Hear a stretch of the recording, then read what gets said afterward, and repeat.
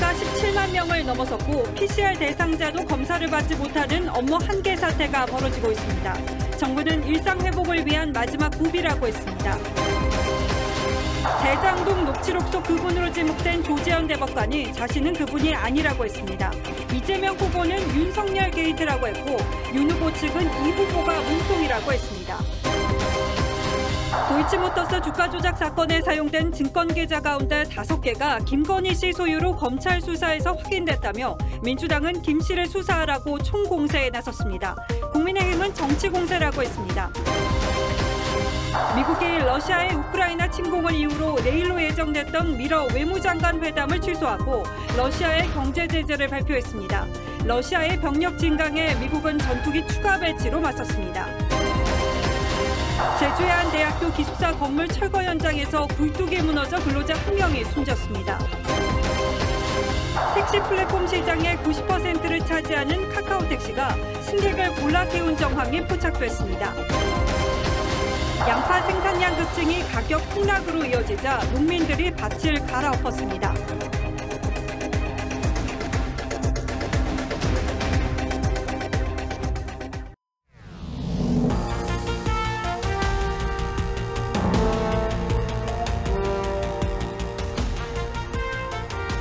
시청자 여러분 안녕하십니까? 뉴스9의 신동욱입니다. 저희도 이제는 코로나 확진자 숫자 자체가 큰 의미를 가진다고 보진 않습니다. 하지만 오늘 발표된 숫자는 좀 충격입니다. 하루 만에 확진자가 무려 7만 명 넘게 늘어서 17만 명을 넘어섰습니다. 복은 당국만 그런 게 아니라 저 역시 당혹스럽습니다. 다만 어차피 통제가 되지 않는다면 확진자가 빨리 확 늘어서 집단 면역을 앞당길 수 있다는 긍정적인 분석도 나왔습니다. 정부도 비슷한 논리로 지금의 상황을 일상 회복의 마지막 고비로 판단하고 있습니다. 오늘은 박상준 기자가 먼저 보도하겠습니다. A씨 가족은 최근 재택치료를 받았습니다. 어린이집에 다니는 첫째 자녀가 확진된 후 둘째, 이어서 A씨 부부가 감염됐습니다. 2, 3일 정도를 정말 힘들어했었거든요. 누워만 있었어요. 이걸 병원에 가야 되는 건지 판단이 안 돼. 특히 확진된 자녀를 돌보며 자신이 감염되지 않긴 한 불가능한 일에 가까웠다고 말합니다. 병원에서 치료를 받을 수 있다고 해도 부모 중에 한 명은 꼭 같이 있어야 하니까 부모가 걸리는 건 어쩔 수 없는 것 같아요. 이처럼 가족 감염까지 잇따르면서 재택치료 환자는 52만 명을 넘고 신규 확진자는 17만 1,452명 발생했습니다. 정부가 예측한 유행의 정점까지 최소 수십만 명의 추가 감염이 불가피한 상황. 하지만 정부는 일찌감치 자신감을 드러내는 분위기입니다. 일상 회복의 마지막 고비인 것 같습니다. 코로나 출구에 들어섰다는 입장은 오늘도 이어졌습니다. 중장기적으로는 유행 이후에 전체적인 이 안정기가 필요한 상황이기 때문에 그런 측면에서는 일상 회복을 위한 긍정적인 요인들도 있다라고. 이 같은 메시지가 자칫 방역 긴장감을 완화시킬 수 있다는 지적이 끊이질 않는 가운데 정부는 오늘 거리두기 개편 가능성도 언급했습니다. TV조선 박상준입니다. 이렇게 확진자가 폭증하면서 PCR 검사를 진행하는 선별진료소의 역량도 한계에 다다랐습니다. PCR 검사를 받으라는 연락을 받고 가는데도 헛걸음하는 분들이 적지 않다고 합니다. 지금 현장 상황은 어떤 건지 송민선 기자가 취재했습니다. 서울 양천구 보건소에 마련된 선별검사소입니다. 오후 2시가 조금 넘었는데 PCR 검사 접수는 이미 마감됐습니다. 확진자가 폭증하면서 검사 대상자도 크게 늘어 일부 선별검사소가 한계 상황에 다다랐습니다. PCR 검사 대상 통보를 받고 가도 검사를 받을 수 없을 정도.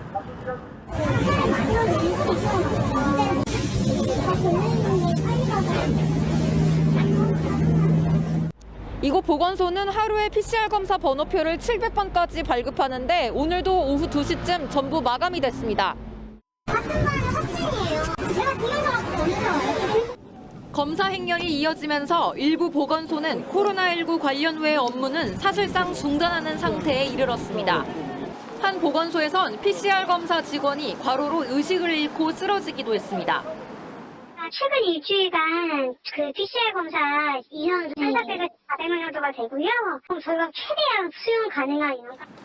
현장 고충이 커지자 정부는 28일부터 중앙부처 공무원을 보건소 등 일선 방역에 투입하기로 했습니다. TV조선 송미선입니다.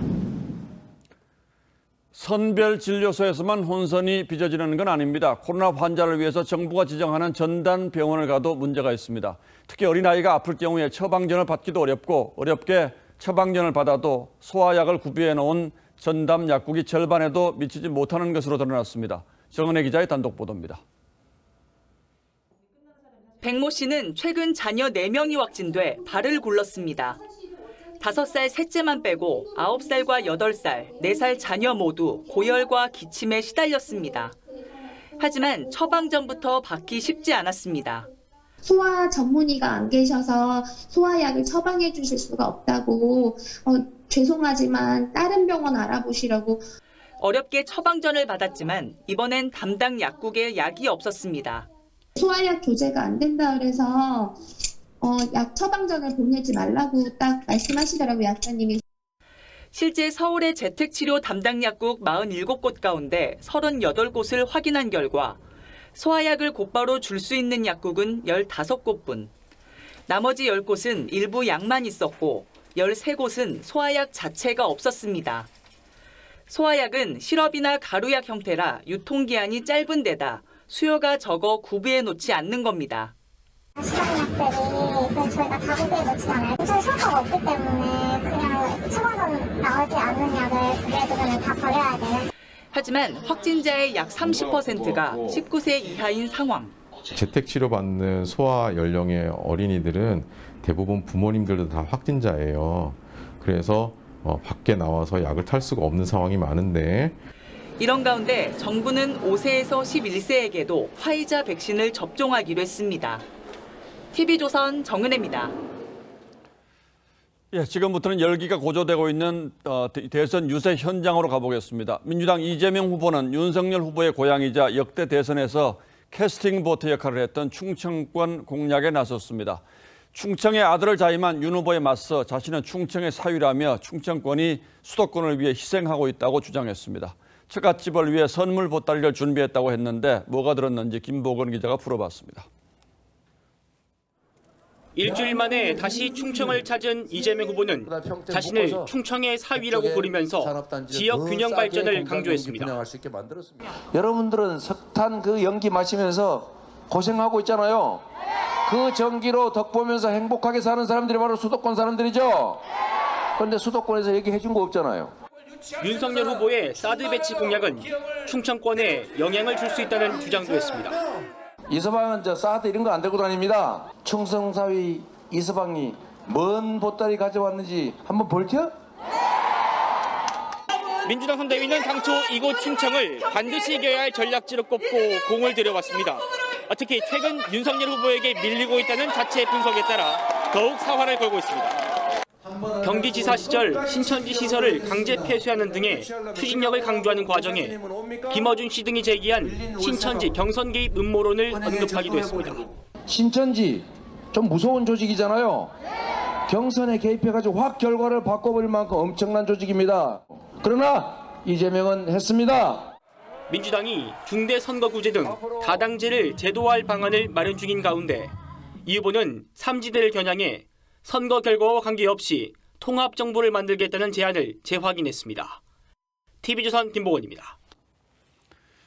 윤석열 후보는 보수 후보로는 처음으로 전남 하이도의 김대중 전 대통령 생가를 방문했습니다. 목포에서 백길로 왕복 4시간이나 걸렸지만 김대중 정신을 계승하고 합리적 진보 세력과 동행하겠다는 의지를 다시 한번 강조했습니다.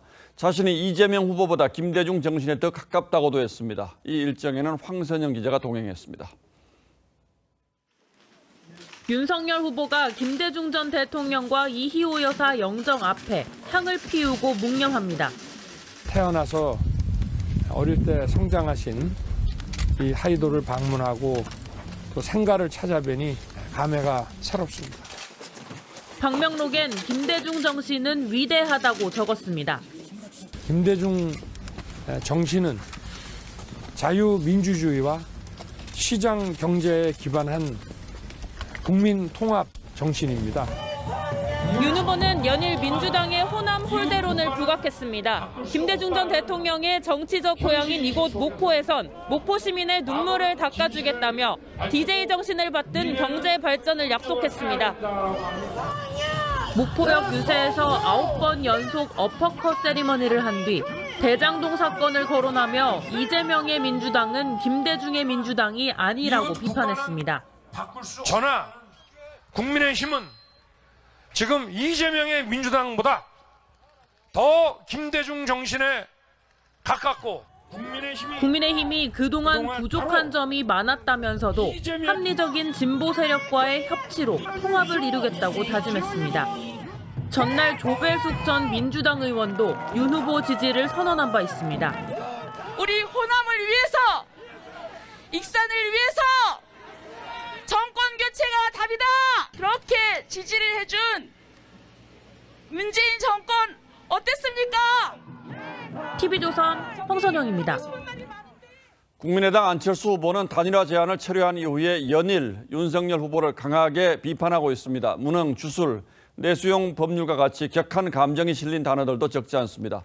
이 와중에 국민의당 이태규 본부장과 국민의힘 이준석 대표가 이달 초 협상 과정에서 있었던 내밀한 얘기들을 공개하며 단일화 결렬에 대한 책임 공방을 벌였습니다. 이 상황이 역설적으로 마음이 완전히 멀어진 건 아니라는 뜻이라는 해석도 있습니다. 왜 이런 해석이 나오는지 이채림 기자가 그 이유를 분석했습니다.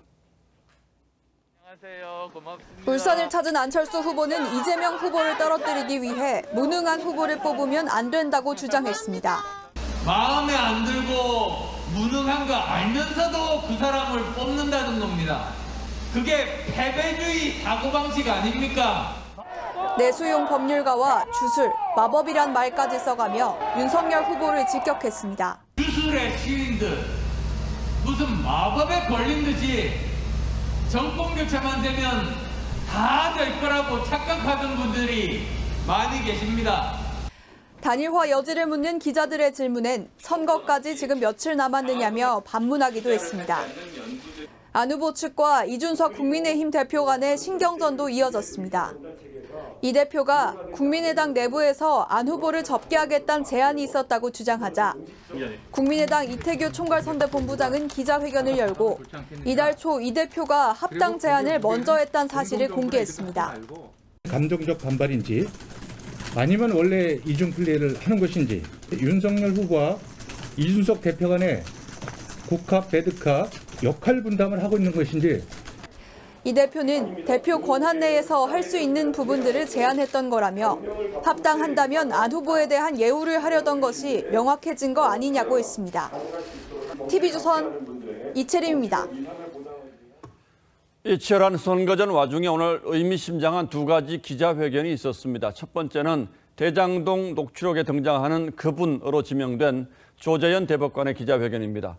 이재명 후보가 그제 대선 토론에서 자신의 실명을 거론한 데 대해 강력한 유감을 표시하며 자신은 대장동 사건 관계자들과는 일면식도 없다고 반박했습니다. 백연상 기자가 취재했습니다. 대선 TV 토론에서 대장동 그분으로 지명된 조재현 대법관. 그분이 조재현 대법관이다라는 게 지금 확인이 돼서 보도가 나고 있는데 조 대법관은 기자회견을 자청해 그분을 현직 대법관으로 특정한 기사까지 꺼내 보이며 관련 의혹을 부인했습니다. 저는 김만배 씨와 공적으로나 사적으로나 단 한 번도 만난 일이 없습니다. 자신의 딸이 김 씨 소유의 수원의 한 아파트에 살고 있다는 김 씨의 녹취록 주장에 대해서도 강하게 부인했습니다. 조 대법관 본인은 30년 가까이 서울 현 거주지에 살아왔고 첫째와 둘째 딸은 서울과 죽전에 각각 거주하며 막내는 자신과 같이 산다는 겁니다. 수원에 있는 아파트에도 전혀 거주한 적이 없다는 것을 대장동 사건이 접수된 뒤 검찰로부터 단 한 번도 연락받은 적 없다며 결백을 주장했습니다. 그러면서 대선 TV 토론에서 그분으로 자신의 이름이 거론된 건 명예훼손이라고 못 박았습니다. 엄중한 법적 조치를 취할 거에 대해서 현재로서는 검토하고 있다는 말씀만 드리겠습니다. 조 대법관은 문재인 정부에서 임명한 첫 대법관으로 현직 대법관이 기자회견을 자청한 것은 처음입니다.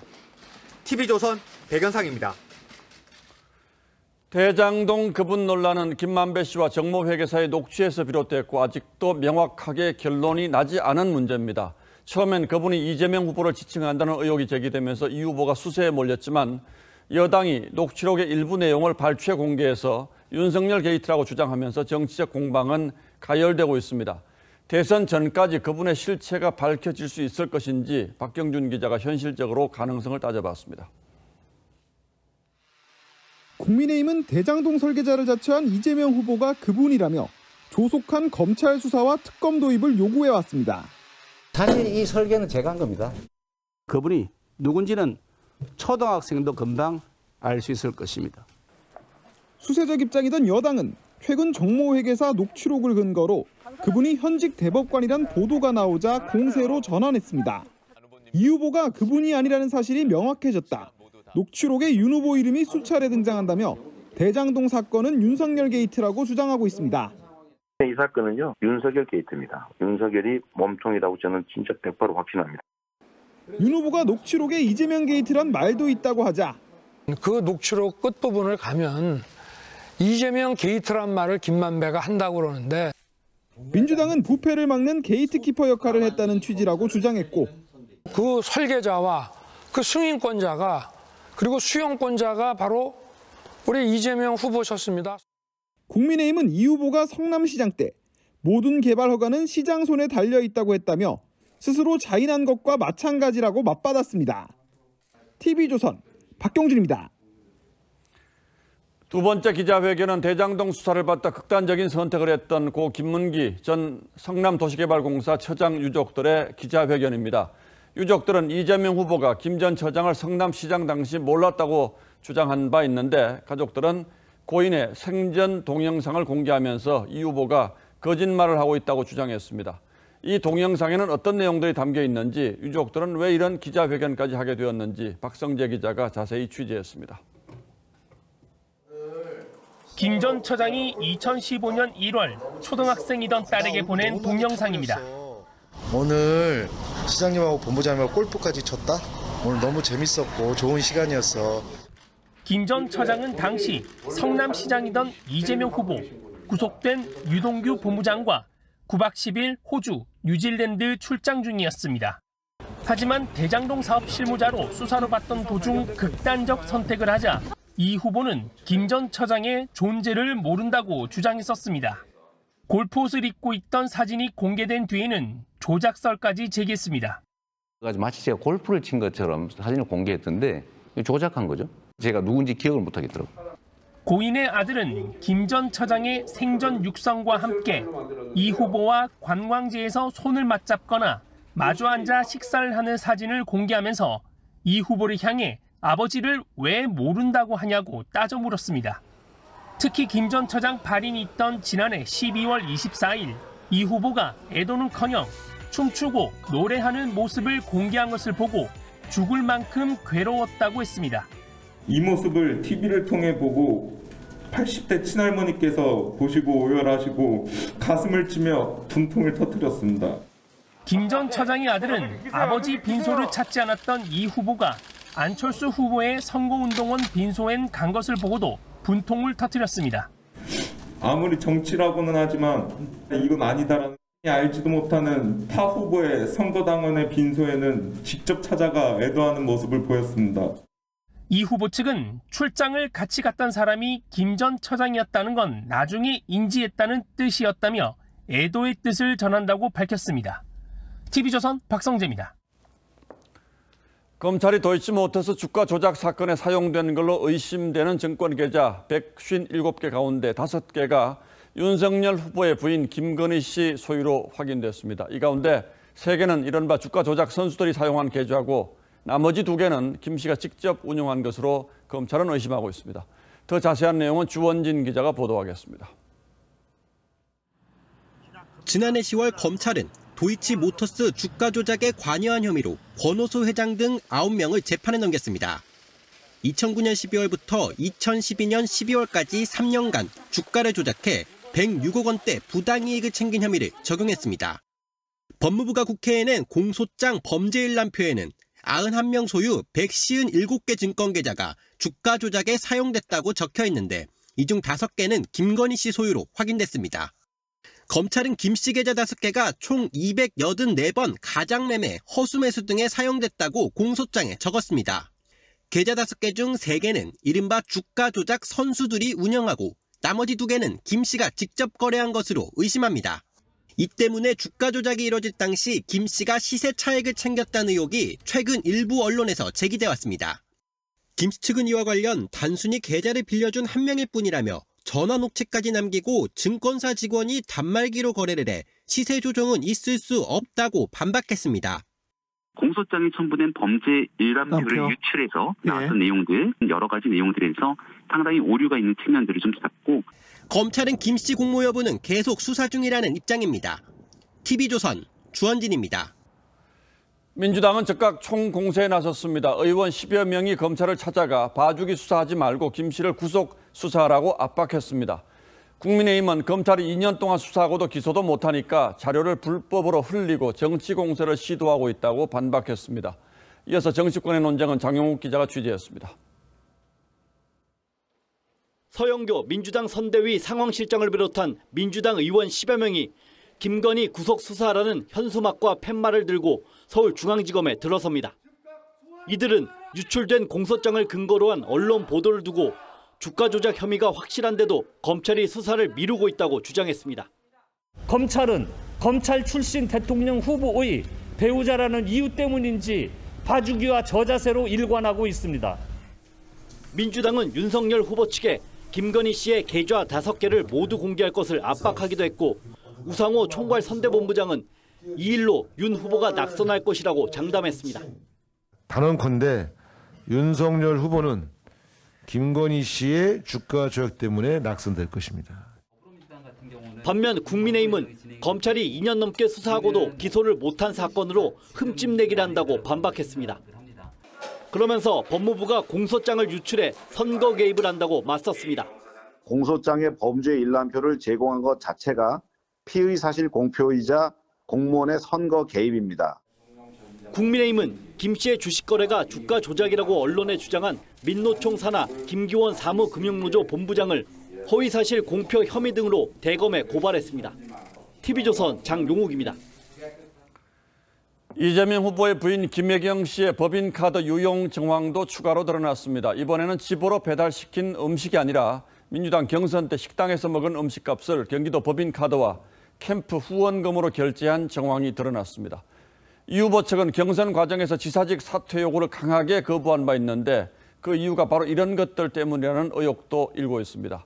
저희 취재진이 당시 식당을 찾아가서 계산에 사용된 법인카드가 어떤 것이었는지 직접 확인했습니다. 최지원 기자의 단독 보도입니다. 서울 광화문의 한 중식당입니다.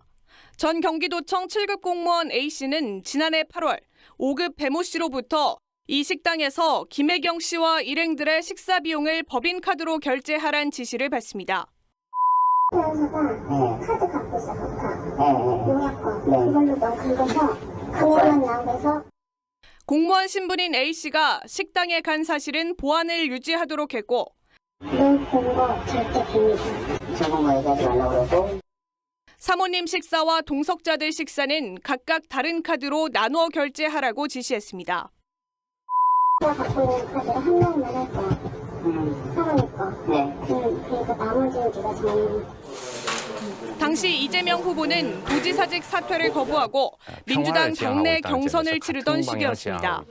배우자인 김혜경 씨도 선거법상 밥을 사는 등의 기부 행위를 할 수 없는데 A씨는 김 씨 본인 밥값 2만 6천 원은 이 후보 캠프의 후원금 카드로, 지인과 수행원 밥값 10만 4천 원은 경기도 법인카드로 나눠 결제했다고 밝혔습니다. 취재진이 해당 식당에서 영수증을 확인해보니 소고기와 초밥 등 배달에 쓰였던 경기도 법인카드와 일련번호 앞뒤가 일치했고 이 후보 정치자금 사용 내역엔 김혜경 씨에 대한 사용 내역이 식대로 기재됐습니다. 이 후보는 법카를 아내가 썼다는 건 과하다고 주장했는데 경기도 예산은 물론 경선 후원금까지 김 씨 개인 식사에 사용된 겁니다. 이 후보 측은 법인카드 결제는 비서가 잘못한 것으로 김혜경 씨는 알 수 없는 부분이라고 했고 배우자도 선거운동을 돕는 용도로는 캠프 후원금을 쓸 수 있다고 밝혔습니다. TV조선 최재원입니다. 러시아에 대한 미국 등 서방 국가와 국제사회의 압박이 시작됐습니다. 미국은 먼저 러시아 대통령이 우크라이나 돈바스 지역에 진입 명령을 내린 것을 침공으로 규정하고 러시아 경제 제재에 들어갔습니다. 러시아는 예상했다는 반응입니다. 이유진 기자입니다. 바이든 대통령은 절대자로 착각하고 있다고 푸틴을 비판했습니다. Who in the Lord's name does Putin think gives him the right to declare new so-called countries on territory that belong to his neighbors? 푸틴의 진입 명령은 국제법을 위반한 침공이라며 러시아에 대한 첫 제재에 들어갔습니다. 국제은행 두 곳이 서방과 거래하는 걸 막았고 푸틴 측근들과 가족의 해외 자산을 동결했습니다. 러시아 국채 신규 발행도 불가능하게 만들었습니다.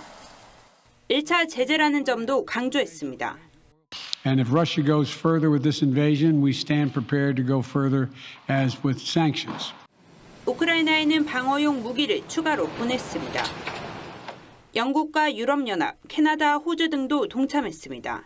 They target banks that finance the Russian military apparatus and constitute and contribute to the destabilization of Ukraine. 러시아는 파병을 승인한 것이지 파병한 게 아니라고 주장했습니다. 서방의 제재에 대해선 예상했었다며 이런 제재가 세계 금융 에너지 시장에 타격을 줄 거라고 경고했습니다. TV조선 이유진입니다. 내일로 예정됐던 미국과 러시아 두 나라 외무장관 회담은 취소됐습니다. 침공한 마당에 마주 앉아서 더 할 얘기가 없다는 겁니다. 유엔도 러시아를 거세게 비판했습니다. 최우정 기자입니다. 외교적인 해법을 찾으려 했던 미국과 러시아 외무장관 회담 하루 앞두고 취소됐습니다. Now that we see the invasion is beginning and Russia has made clear its wholesale rejection of diplomacy, it does not make sense to go forward with that meeting at this time. 우크라이나를 침공하지 않는다는 대화의 전제 조건을 어겼기 때문에 만날 이유가 없다는 겁니다. 프랑스 역시 외무장관 회담을 취소했습니다. 백악관은 혹시나 열어두었던 두 나라 정상회담 가능성도 현 시점에선 없다고 밝혔습니다. 푸틴 대통령은 외교적 해법에 열려 있다면서도 타협은 없다고 했습니다. Повторю, интересы России и безопасность наших граждан для нас безусловны. 아프리카 일정을 취소하고 뉴욕으로 돌아온 유엔 사무총장은 푸틴의 행보를 비난했습니다. When troops of one country enter the territory of another country without its consent, they are not impartial peacekeepers. They are not peacekeepers at all. 그러면서 자제와 이성, 긴장 완화가 필요하다고 강조했습니다. TV조선 최우정입니다. 우크라이나 전역에 국가 비상사태 선포가 예정됐습니다. 지역 곳곳은 혼란입니다. 방송국도 발전소도 공격을 받았는데 누가 공격했는지는 모릅니다. 이 와중에 러시아가 병력 증강에 나서자 미국은 전투기 추가 배치로 맞섰습니다. 유예림 기자입니다. 총성이 쉴 새 없이 터집니다. 발전소가 폭격을 맞아 전기가 끊겼습니다. 하루하루가 걱정입니다. Думаешь, как ночь продержаться? Да, все, прожить. 우크라이나와 친러방구는 서로 공격을 당했다고 주장합니다. 러시아는 접경지 병력을 계속 늘리고 있습니다. 우크라이나 국경에서 불과 20km 떨어진 러시아 접경지입니다. 대형 야전병원과 막사가 보입니다. 야전병원에서 가까운 농지엔 이전에 보이지 않던 대규모 병력이 새로 배치됐습니다. 북쪽 벨라루스의 비행장엔 수십 개의 막사와 수송 차량 100여 대가 배치됐습니다. 미국은 러시아와 인접한 발트 3국에 독일에 주둔하던 F-35 전투기 8대를 이동시켰습니다. 아파치 헬기 20대도 이들 국가로 옮겼고 그리스에 있던 12대는 폴란드로 옮겼습니다. 이탈리아에 있던 병력 800명도 발트 3국으로 이동했습니다. With conventional ground forces preceded by air and missile assaults in advance, this is going to be bloody. 돈바스 주민은 약 350만 명. 지난 18일 피난 명령이 내려진 뒤 언제 전쟁의 포화 속에 갇힐지 몰라 폴란드와 러시아를 향해 정처 없는 피난길에 올랐습니다. TV조선 유혜림입니다. 우리 기업도 우크라이나 정세에 예의주시하고 있습니다. 원자재 가격 상승은 물론이고 특히 반도체 공정에 필요한 희귀가스가 우크라이나, 러시아 두 나라 의존도가 높기 때문인데요. 오현주 기자가 좀 더 설명드리겠습니다. 웨이퍼에 미세 회로를 그려넣는 반도체 공정입니다. 희귀가스인 네온이 필요한데 우크라이나로부터 수입하는 비중이 23%입니다. 반도체 소재 찌꺼기를 씻어내는 데 필요한 크립톤은 우크라이나와 러시아 두 나라에서 절반 가까이 들여오고 있습니다. 반도체 업계는 물량을 미리 확보해 당장의 충격은 제한적이라면서도 다른 공급선을 살피고 있습니다. 우크라이나나 러시아가 희귀가스의 주요 공급처이기 때문에요. 거기가 분쟁 당사자니까 바로 거래되는 가격이 올라가게 됩니다. 특히 미국의 러시아 제재 수위가 수출 통제로도 이어질 경우 타격은 불가피합니다. 수출 통제 들어가면은 타격이 커지죠. 러시아가 12 수출 대상 지역이다라는 것 외에 원자재, 국제 유가 이런 것도 지금보다도 훨씬 더 충격을 받을 거고. 정부는 우크라이나 데스크를 개설해 공급망 대응에 나섰습니다. 러시아를 향한 여러 가지 국제사회의 제재가 시작이 되었고 발표가 되고 있습니다. 이런 상황에 대해서 우리가 더욱 면밀히 검토할 필요가 있습니다. 청와대는 러시아 제재 동참 여부에 대해 가능성을 열어놓고 보고 있다고 밝혔습니다. TV조선 오현주입니다. 제주대학교 기숙사 철거 공사 현장에서 높이 10m짜리 굴뚝이 무너졌습니다. 무너진 잔해물이 굴착기를 덮치면서 근로자 1명이 숨졌습니다. 박건우 기자입니다. 제주대학교 기숙사 철거 현장입니다. 부서진 굴뚝 옆에 굴착기가 멈춰섰고 소방관들이 굴착기 운전자를 구조합니다. 무너진 굴뚝 잔해가 덮친 굴착기 운전석은 완전히 부서졌습니다. 굴뚝 옆에 이렇게 벽을 세우는 것이 그게 포크레인 위로 그냥 쓰러진 거예요. 오늘 오전 10시 10분쯤 제주대 기숙사 건물 철거 현장에서 높이 10m짜리 굴뚝이 무너졌습니다. 이 사고로 굴착기를 운전하던 철거업체 대표 56살 A씨가 숨졌습니다. 오늘은 철거를 시작한 첫날이었습니다. 대표분, 갑자기 그 작업 지시를 하고 하는 분이 그렇게 돼버려갖고 그러다 보니까 제주도 어떤 상황인지 뭔지 지금. 굴뚝 철거를 위쪽이 아닌 중간부터 시작해 붕괴 사고가 났을 가능성도 나옵니다. 중간을 이제 치면서 위에 것이 떨어지면서 아마 그 굴착기 위쪽으로 이렇게 조종석 쪽으로 아마. 경찰과 고용노동부는 작업 현장에 안전 규정을 지켰는지와 중대재해처벌법 위반 여부 등을 조사하고 있습니다. TV조선 박건우입니다. 다음 달이면 양파 수확이 시작되는데 농민들이 양파밭을 갈아엎었습니다. 지난해 양파 생산량이 크게 급증해서 양파값이 80% 넘게 떨어진 건데요. 유형동 기자가 현장을 다녀왔습니다. 트랙터 5대가 양파밭을 빙빙 돕니다. 뿌연 흙먼지를 일으키며 트랙터가 지나간 자리마다 수확을 앞둔 양파가 으깨진 채 흩어져 있습니다. 다른 농민은 예초기로 양파를 잘라냅니다. 참 착잡합니다. 마음이 내년 농사 지을 일이 걱정이 먹고 살고 농사 지을 일이. 농민들이 수확을 앞두고도 밭을 갈아엎는 건 양파값이 폭락했기 때문입니다. 지난해 1kg당 1,905원이던 양파 도매 가격은 올해 82%가 폭락한 350원대까지 떨어졌습니다. 전남 고흥에서만 축구장 550배 면적에 이르는 양파밭이 산지 폐기를 앞두고 있습니다. 전국의 양파 재배 농민들은 차량 시위를 벌이며 정부의 대책을 호소했습니다. 정부가 하루빨리 3만 톤 시장 정리와 900헥타 산지 폐기를 해야 된다고 생각합니다. 경남에서는 평년 강수량의 30%에 그친 겨울 가뭄 때문에 밭이 거북등처럼 갈라지고 양파가 말라 죽는 일이 속출하고 있습니다. 코로나 여파에 겨울 가뭄까지 겹치면서 양파 재배 농민들의 한숨이 깊어지고 있습니다. TV조선 유형동입니다. 서울의 한 주택가에서 건설업체 임원이 흉기에 찔려 숨졌습니다. 피의자와 채무 관계로 갈등을 빚은 것으로 전해지는데 범행 하루 전에도 다툼이 있었던 것으로 파악됐습니다. 노도일 기자입니다. 모자를 눌러쓴 남성이 쫓기듯 차량에 올라타고 다급하게 현장을 빠져나갑니다. 잠시 뒤 도착한 경찰이 달아난 남성의 행방을 쫓습니다. 50대 남성 장모 씨가 어제 저녁 6시 반쯤 서울 마포구 주택가에서 40대 건설업체 임원을 살해했습니다.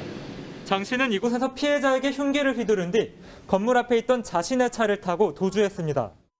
그 앞에서 고함 소리 나서 나갔는데 복도에 한 사람이 누워있고 그 같이 있던 분이 119에 신고하고 계시더라고요.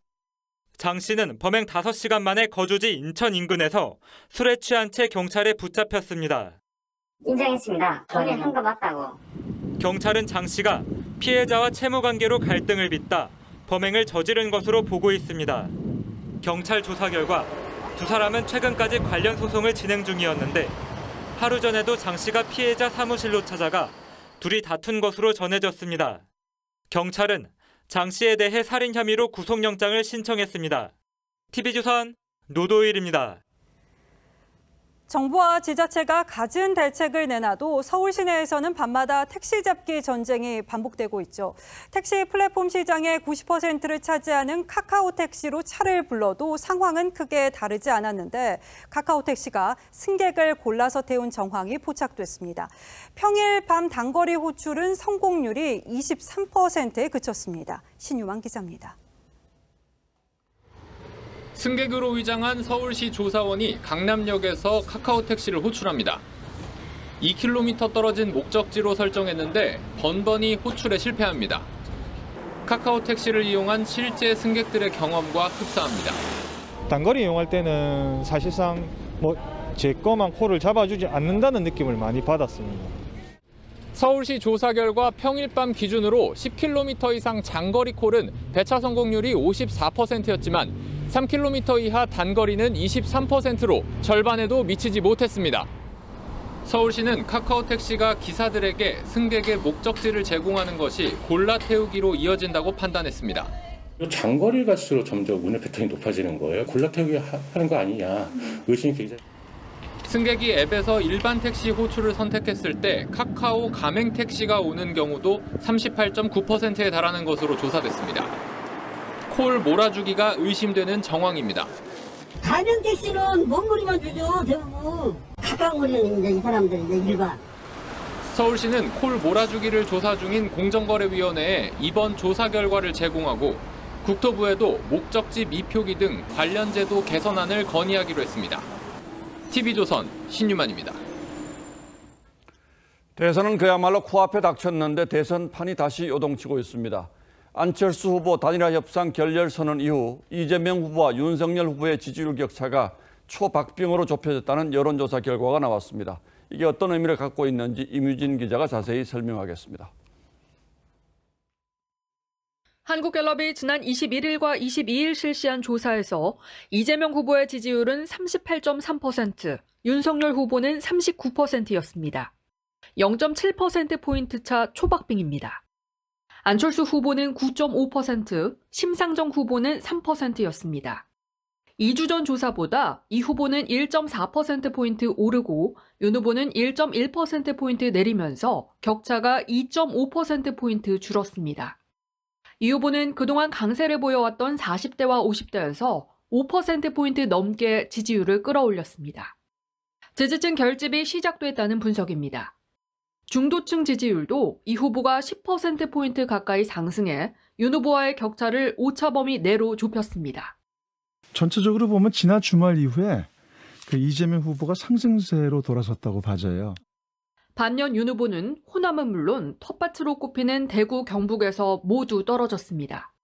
특히 호남에서는 8.9%에 그쳤는데 안 후보 지지율보다 낮은 수치입니다. 국민의힘 관계자는 여당 지지층이 빠르게 결집하고 있다고 평가하면서 코로나 등의 여파로 60대 이상과 2030 투표율에 비상이 걸렸다고 말했습니다. TV조선 임유진입니다. 예, 지난주부터 따져보니 순서에서는 여러분의 삶을 바꿀 대선 후보들의 공약을 하나하나 점검해드리고 있습니다. 오늘은 이재명 후보가 생활 밀착형 공약으로 내놓은 층간소음 공약 따져보겠습니다. 자, 최원희 기자, 층간소음 허용치 기준을 강화하겠다는 거죠. 지금은 어떻게 되어 있습니까? 네, 1분간 발생하는 이 평균 소음이 낮엔 43데시벨, 밤엔 38데시벨이 넘어야 합니다. 이 기준이 너무 높다는 지적이 나오는데요. 지난해 층간소음의 가장 큰 원인은 뛰거나 걷는 소리로 조사됐는데 아이가 뛰는 소리는 40데시벨입니다. 소음이 안 되는 거죠. 최근 5년간 접수된 민원 중 층간소음을 측정했을 때 기준을 넘긴 사례는 8.1%에 불과했습니다.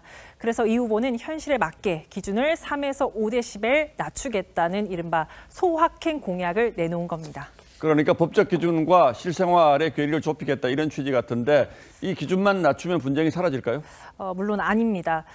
현재 층간소음 갈등이 발생하면 환경부 산하 층간소음 이웃사이 센터에서 상담을 받거나 또 현장 소음 측정 요청도 가능합니다. 기준치를 넘으면 각 지자체나 정부 분쟁조정위원회에 조정 신청을 하거나 민사소송의 근거로 활용할 수 있는데요. 예. 기준이 강화되면 그동안 기준에 못 미쳤던 사례들도 보상의 기회는 생길 겁니다. 문제는 그렇게 시간이나 돈을 들여서 분쟁 조정이나 소송까지 가는 게 대다수의 시민들에게는 큰 장벽이라는 거죠. 그러니까 기준을 높이더라도 또 다른 장벽이 있다는 건데 네. 그렇다면 여기에 대한 해결책도 제시가 됐습니까? 네, 현재 민원부터 현장 관리까지 수개월이 걸리는데요. 이를 단축하기 위해서 이 중재상담센터의 인원 예산 확충하겠다고 했습니다. 하지만 얼마나 어떻게 확충할지 구체적인 계획은 없었고요. 또 전문가들은 정부 역할 강화가 신속한 분쟁 해결엔 큰 도움이 안 될 거라고 지적을 합니다. 공동주택 내 자치조직을 활성화하는 것도 더 효과적이라는 지적도 있습니다. 신속하게 접근을 하고 관리도 하고 아랫집 입장에서 접근이 가능한 사람들 아파트마다 설치하라고 하는 층간소음 관리위원회거든요. 예산을 중앙에다가만 두지 말고 네, 또 이 후보는 112 신고 항목에 층간소음 항목을 별도로 신설해서 전문가와 함께 경찰이 출동하겠다라고 했는데 실현 가능성에 물음표가 찍힙니다. 일촉즉발의 신고 상황에서 전문가를 바로 대동하려면 인력풀도 있어야 하겠고요. 또 시스템을 갖추는 것도 간단치 않겠죠. 예. 민주당 정책본부 관계자는 적극적인 대응책 마련이 필요하다는 취지의 공약이라면서 향후 제도를 만들어가야 한다라고 했습니다. 분쟁 조정도 중요합니다만 집을 지을 때 처음부터 시공 기준을 좀 더 강화할 필요도 있지 않겠습니까? 네, 그 부분도 공약을 했습니다. 이 후보는 소음 차단형 건축을 할 때 주택 용적률 상향 등을 검토하겠다라고도 했습니다. 인센티브를 주겠다는 거죠. 그런데 비용이 많이 드는데 시공회사들이 적극적으로 나설지 회의적인 시각이 많습니다. 건축 비용이 올라간 거는 입주민들이 떠안으면서 현실적으로 층간소음 문제는 해결되지 않은 쪽으로 사회 비용만 높아질 수 있는 그 우려가 생기는 거죠. 예, 이 후보 공약대로만 된다면 층간소음 분쟁이 상당히 줄어들 것 같긴 한데 결국 인원과 예산을 그만큼 확충할 수 있을 것인가는 현실적인 문제는 해결을 해야겠군요. 네. 예, 최원희 기자 잘 들었습니다.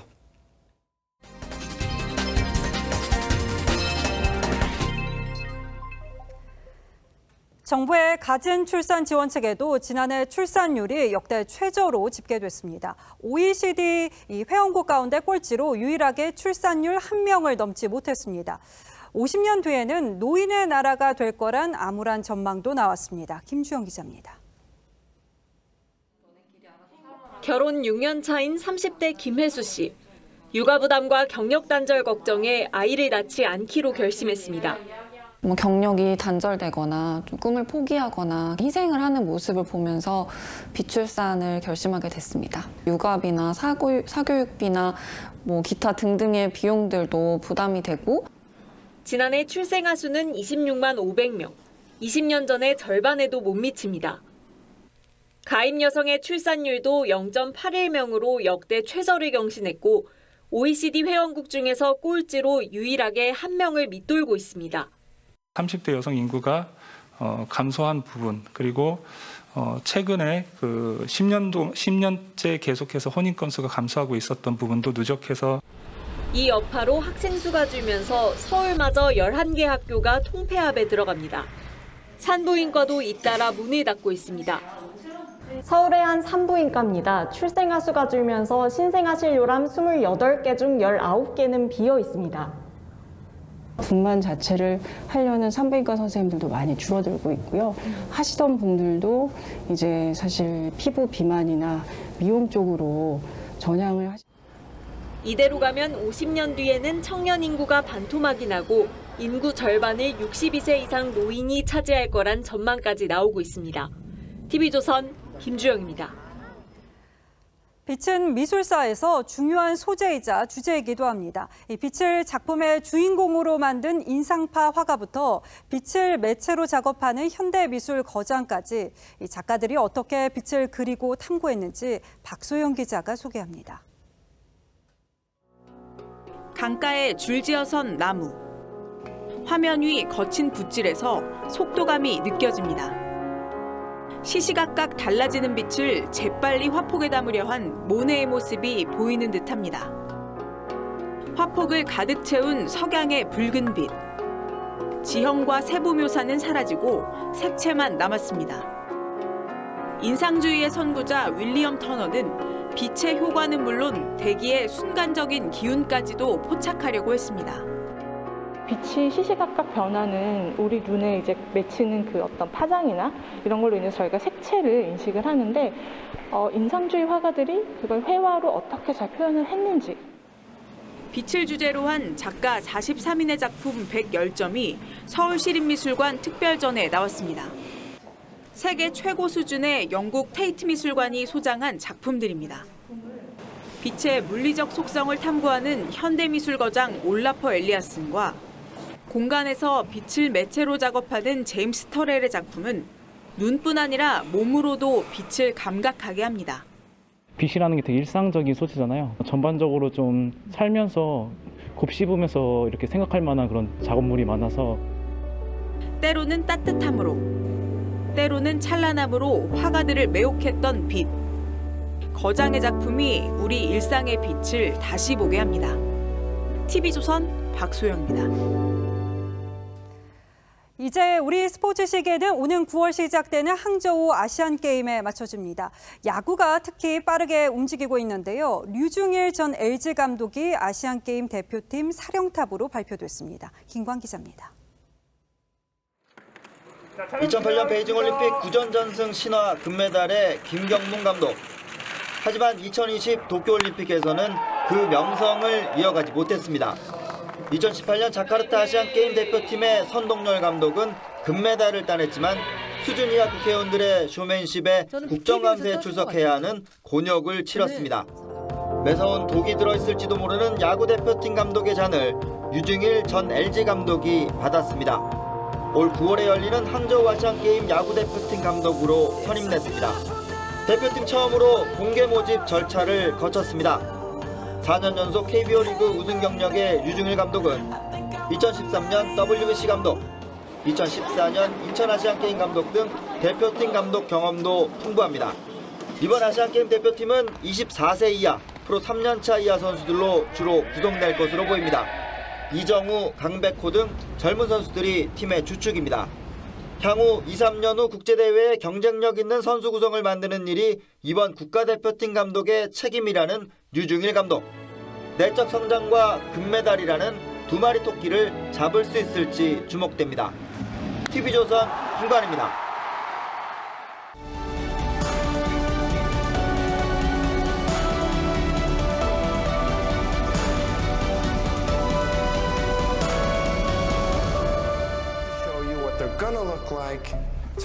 애플을 창업한 잡스와 워저니악은 성품이 대조적이었습니다. 차가운 천재 잡스와 달리 워저니악은 마음이 따뜻했습니다. 그는 잡스에게 팀원들을 인정하고 배려해달라고 했다가 매몰차게 거절당하자 이렇게 말합니다. It's not binary. You can be decent and gifted at the same time. 네, 아니요. 맞다, 틀리다는 이진법으로 인생을 일도 양단할 수는 없습니다. 그렇듯 재주는 뛰어나지만 덕이 부족한 사람을 가리켜 재성박덕이라고 하죠. 삼국지 마씨 오영재 중에 가장 재주가 뛰어난 막내 마속이 그랬습니다. 교만에 빠져 제 마음대로 군대를 지휘하다 대패한 뒤 읍참마속이라는 고사성어를 낳았습니다. 반면 형 마량은 지혜롭고 현명해 오래도록 유비 곁을 지켰습니다. 그 뒤로 그의 흰 눈썹 백미는 제일 뛰어난 사람이나 물건을 가리키게 됐죠. 80년대 개그 유행어를 빌리자면 먼저 인간이 되어라는 얘기들입니다. 안철수 후보가 단일화 경선을 제안했더니 윤석열 후보가 겁이 나서 도망쳤다고 말한 기사에 이준석 대표가 이런 글을 남겼습니다. 진짜를 뜻하는 리얼에 웃음소리 키역을 붙여서 조롱한 겁니다. 그는 안 후보가 유세차 사고로 숨진 분의 뜻을 받들어 완주하겠다고 했을 땐 국민의당 유세차 운전자들은 유서를 써놓고 다니느냐고 비아냥댔습니다. 그래놓고는 고인을 모독한 건 내가 아니라 안 후보니까 나는 안 후보를 조롱할 수 있다고 했습니다. 100번 양보해 할 수 있는 말이라고 해도 이준석 대표는 제1야당의 대표입니다. 대선 전국에서 그의 말 한마디 한마디의 무게를 37살 청년 이준석의 말이라고 생각해서는 곤란합니다. 연일 상대방 후보 페이스북에 조롱 댓글을 다는 것도 볼썽사납습니다. 대선에 이기는 것 못지않게 품위 있게 처신하는 것이 중요하고 패배하더라도 똑같은 패배가 아니라는 사실도 성찰하기를 바랍니다. 윤 후보와 사이가 냉랭했을 때 그는 아쉬운 사람이 연락하는 거라고 이죽거렸습니다. 그러면서 윤 후보가 가만히 있으면 이긴다고 했죠. 당과 국민이 뽑은 대선 후보를 대표가 이런 식으로 대하면서 어떻게 정권 교체를 입에 올릴 수 있겠습니까? 재성박덕과 비슷한 말이 천재불용, 머리만 좋은 사람은 아무짝에도 쓸모없다는 공자 말씀입니다. 반대말은 천학비제쯤이겠죠. 배운 게 적어서 재주가 보잘것없다며 겸손하게 스스로를 낮추는 말입니다. 그렇듯 진짜 박학다식한 사람들은 스스로를 낮추는 법입니다. 이 대표도 이제 곧 40 세상 일에 현혹되지 않는다는 부록입니다. 정치도 선거도 중요합니다만 그보다 먼저 나는 누구인지 여긴 어디인지 돌아보는 지혜가 아쉽습니다. 2월 23일 앵커의 시선은 뭐가 더 중요한데 였습니다.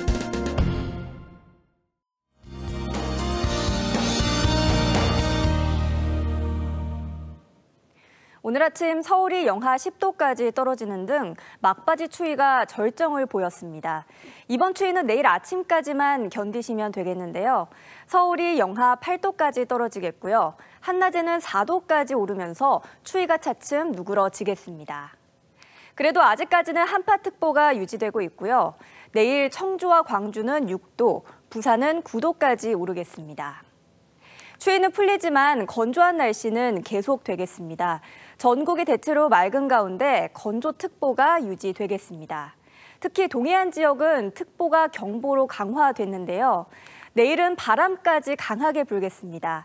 산불 등 화재 사고에 매우 취약한 날씨니까요. 불조심에 각별히 신경 쓰셔야겠습니다. 모레부터는 비교적 포근하겠고요. 토요일에는 대부분 지역에 비나 눈 소식이 들어있습니다. 날씨였습니다. 2월 23일 수요일 뉴스9는 여기서 모두 마치겠습니다. 시청해주신 여러분 고맙습니다.